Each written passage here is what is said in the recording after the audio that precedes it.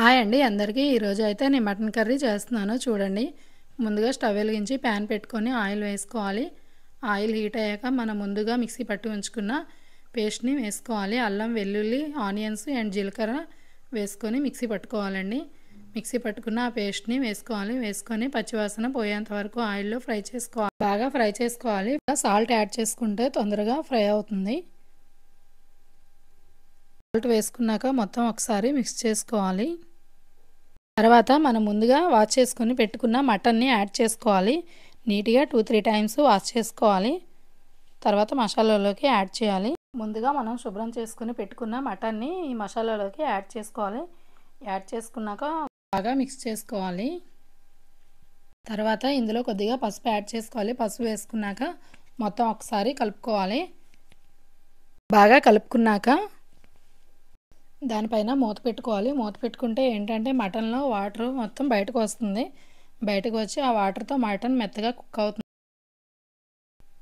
Cook అయ్యాక ఒకసారి మూత తీసి చూద్దాము. చూడండి ఎలా కుక్ అవుతుందో.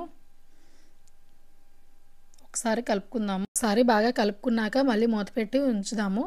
మటన్ కదండి బాగా మెత్తగా కుక్ అవ్వాలి, లేకపోతే గట్టిగా ఉంటుంది, తినడానికి అంత బాగోదనమాట. ఒకసారి మూత తీసి చూద్దాము ఎలా కుక్ అయిందో. చూడండి ఎంత వాటర్ వచ్చిందో మటన్లోంచి.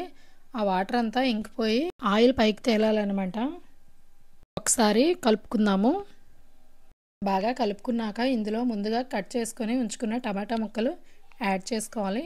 టమాటా వేస్తే ఏంటంటే కొద్దిగా గ్రేవీ చిక్కగా వస్తుందని వేస్తే టేస్ట్ కూడా చాలా బాగుంటుంది. టమాటా వేసుకున్నాక మొత్తం కలుపుకొని మూత పెట్టుకోవాలండి. టమాటా మెత్తగా కుక్ అవ్వాలి. ముందుగా మటన్ మెత్తగా కుక్ అయ్యాకే టమాటా యాడ్ చేయాలి, లేకపోతే మటన్ కుక్ అవ్వదు. ఎందుకంటే టమాటా పుల్లగా ఉంటుంది కదా, దానివల్ల మటన్ కుక్ అవ్వదు అనమాట.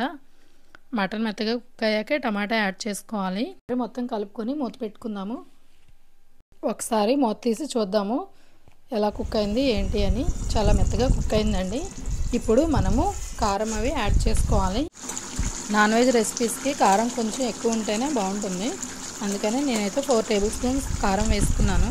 మీకు సరిపడినంత కారం మీరు యాడ్ చేసుకోండి. కొద్దిగా సాల్ట్ కూడా యాడ్ చేసుకున్నాను. కారము సాల్ట్ బాగా ఒకసారి కలుపుకోవాలి. మనం ఏంటంటే ఇందాక అల్లం వెల్లుల్లి పేస్ట్ కూడా ఫ్రై చేసినప్పుడు అందులోనే సాల్ట్ యాడ్ చేశాను. అందుకని ఇప్పుడు చూసుకొని సాల్ట్ యాడ్ చేసుకున్నాను. అంతా ఒక్కసారి కలుపుకొని మూత పెట్టుకోవాలి. మటన్ బాగా మెత్తగా కుక్ అయ్యేంత వరకు మూత పెట్టుకోవాలి. ఒకసారి చూడండి మటన్ చాలా బాగా కుక్ అయింది.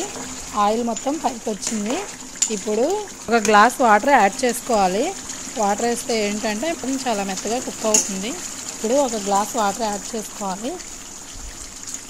ఇప్పుడు ఒకసారి కలుపుకోవాలి. తర్వాత 1/2 స్పూను గరం మసాలా యాడ్ చేసుకోవాలి.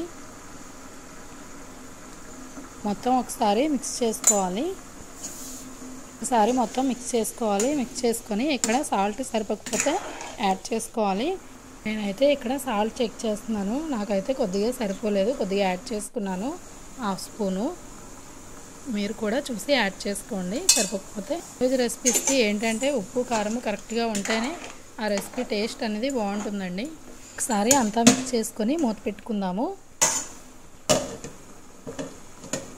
ఒక్కసారి మూత తీసుకొని కొత్తిమీర యాడ్ చేసుకోవాలి.